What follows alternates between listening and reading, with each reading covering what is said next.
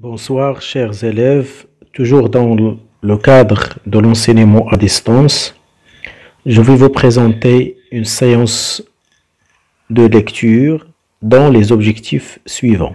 Identifier, comprendre et réagir face à un texte.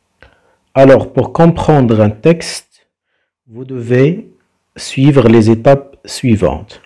Premièrement, lire le texte plusieurs fois pour découvrir le texte. 2. Comprendre les mots clés du texte, c'est-à-dire les mots qui posent problème. Diviser le texte selon dégager le sens, le sujet de chaque paragraphe, le thème de chaque paragraphe.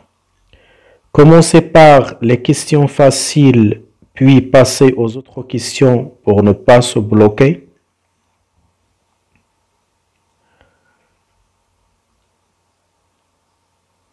Voici les trois capacités que vous devez maîtriser dans cette séance. Être capable d'identifier et situer un texte, être capable de comprendre et d'analyser un texte, être capable de réagir face à un texte. La première capacité, vous devez être capable d'identifier le contexte littéraire du texte. Deuxième capacité, vous devez comprendre le texte et analyser quelques faits.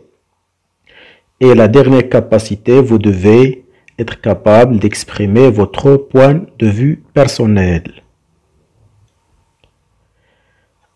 Voici un texte support, extrait du dernier jour d'un condamné. Il s'agit du chapitre 26.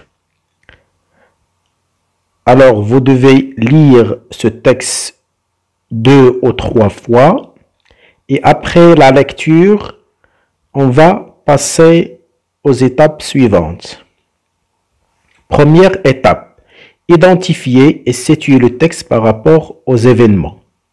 Alors, pour identifier ce texte, vous devez identifier les éléments suivants. Ça veut dire que vous devez trouver les éléments suivants. Le titre de l'œuvre, son auteur, le genre littéraire de l'œuvre, la date d'écriture, la date de publication, le type de texte, le siècle, le courant littéraire et d'autres moyens. Alors, on va appliquer cela pour ce texte-là. Voilà, ce texte est tiré, bien évidemment, du roman à thèse, Le dernier jour d'un condamné. Son écrivain est bien sûr Victor Hugo. Le genre littéraire de l'œuvre, roman à thèse. La date d'écriture à peu près 1827. La date de publication exacte 1829. Le type de texte est naturellement argumentatif. Le siècle, c'est le 19e siècle. Le courant littéraire, il appartient au romantisme. Donc, etc. Ça veut dire qu'il y a d'autres éléments à identifier dans une autre situation. Nota bene ou bien remarque. Le rôle de ces éléments est de vous aider à comprendre le contexte littéraire du texte qui va sans doute vous mener à l'étape 2 qui est la compréhension et l'analyse. Étape 2, comment situer un texte? Pour situer un texte, soit on peut le situer en rappelant l'événement précédent et le mettre en relation avec le passage donné.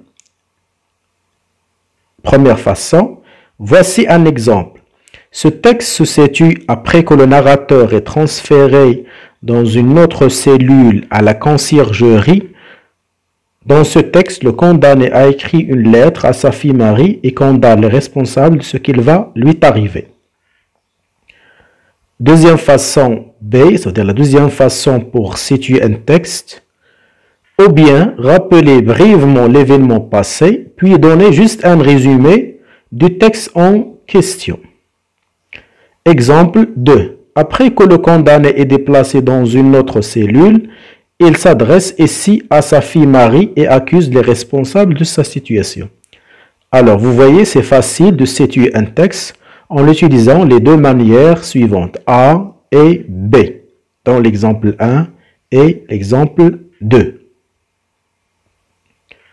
Passons maintenant à la deuxième phase, la compréhension et l'analyse de quelques faits du texte. Alors, pour réussir cette étape de l'analyse, vous devez tout d'abord lire les questions avec attention, réfléchir avant de répondre, écrire d'abord la réponse dans le brouillon, examiner si la réponse est convenable ou non. Est-ce qu'il est correct ou non? Bien sûr, tout d'abord, vous devez lire les questions avec une très bonne attention. Vous devez réfléchir avant de répondre. Il ne faut pas se précipiter. Vous devez utiliser le brouillon pour rectifier vos erreurs et vos fautes. Et à la fin, essayez de contrôler, examiner si votre réponse elle est valable ou non. Exemple.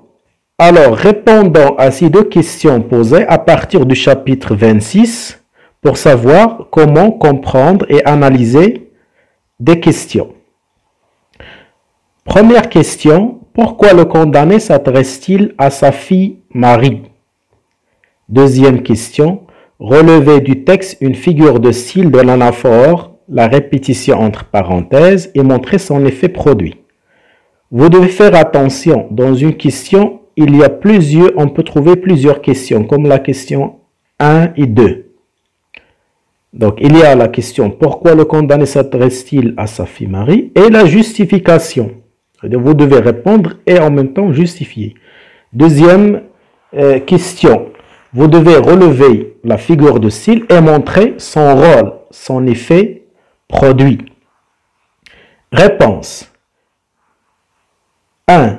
Le condamné s'adresse à sa fille Marie car il lui a manqué beaucoup. De plus, il vise à condamner les responsables, les dissuader et émouvoir le lecteur. Réponse de la question 2. La figure de style de l'anaphore est dans le passage suivant. Qu'est-ce qui fera tout cela maintenant? Qu'est-ce qui t'aimera? Tous les enfants de ton âge auront des pères excepté toi. Comment te déshabitueras-tu, mon enfant, du jour de l'an, des étrennes, des beaux joujoux, des bonbons et des baisers? Alors, l'effet produit, que désigne l'effet produit? Il désigne, on désigne par l'effet produit le but, le rôle. Le narrateur s'appuie sur la répétition et l'interrogation pour insister sur l'état de son esprit et inciter le lecteur à réagir. Passons maintenant à la troisième étape, c'est la réaction face au texte, ou bien ce qu'on appelle l'expression du point de vue. Cette étape finale de l'étude de texte vous demande de réagir face au texte. Ça veut dire exprimer son point de vue vis-à-vis du texte. Alors, pour répondre aux deux questions qui sont toujours posées dans l'examen, vous devez exprimer votre point de vue en utilisant quelques arguments liés entre eux par des liens logiques. Voyons l'exemple suivant. Bien, exemple de question. À votre avis, le condamné mérite la mort. Justifiez votre réponse. Exemple de réponse à titre indicatif. À mon avis, je pense que le condamné ne mérite pas la mort et je cite les arguments suivants pour justifier ma réponse. Tout d'abord, il est le père d'une petite fille. Ensuite, sa mort va causer le malheur de sa famille et surtout sa fille. Enfin, il faut trouver une autre solution à part la peine de mort pour condamner les criminels. L'essentiel de tout cela, pour répondre avec succès aux questions de la compréhension de l'écrit, il est indispensable de lire le texte plusieurs fois pour le comprendre. J'insiste sur la lecture du texte pour découvrir le texte et le comprendre. Il faut toujours commencer par le brouillon avant de passer au propre pour corriger les erreurs, ainsi de suite. Avant de mettre la réponse, vous devez vérifier si elle est correcte ou non. Et à la fin, examiner vos réponses. Alors, merci pour votre attention et à la prochaine séance.